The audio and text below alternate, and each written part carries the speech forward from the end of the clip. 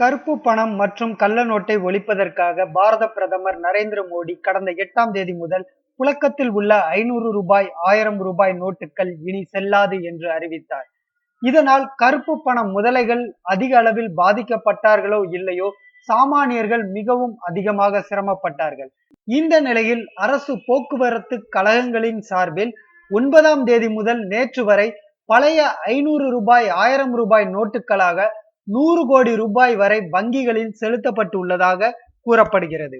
பாரத பிரதமர் நரேந்திர மோடி நவம்பர் 8ஆம் தேதி இந்த அறிவிப்பை வெளியிட்ட நிமிடம் முதற்கொண்டே போக்குவரத்து துறையில் 500, 1000 ரூபாய் நோட்டுகள் வாங்கவில்லை என்பது கண்கூடாய் நாம் பார்த்த யதார்த்தமான உண்மை.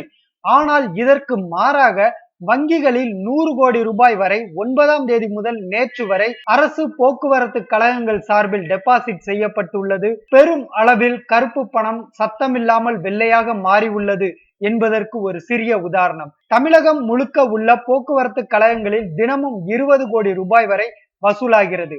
அதற்கு ஈடாக 500, 1000 ரூபாய் நோட்டுகள் வங்கிகளில் டெபாசிட் செய்யப்படுகிறது. கடந்த 6 நாட்களில் 100 கோடி ரூபாய்க்கு மேல் வசூலான பணம் சத்தமில்லாமல் வெள்ளையாகி உள்ளது.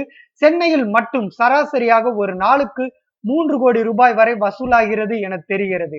அத்தொகைக்கு ஈடாக அதிகாரிகள், அரசியல்வாதிகள் பதுக்கி வைத்திருந்த பழைய நோட்டுகள் வங்கியில் செலுத்தி உள்ளனர்.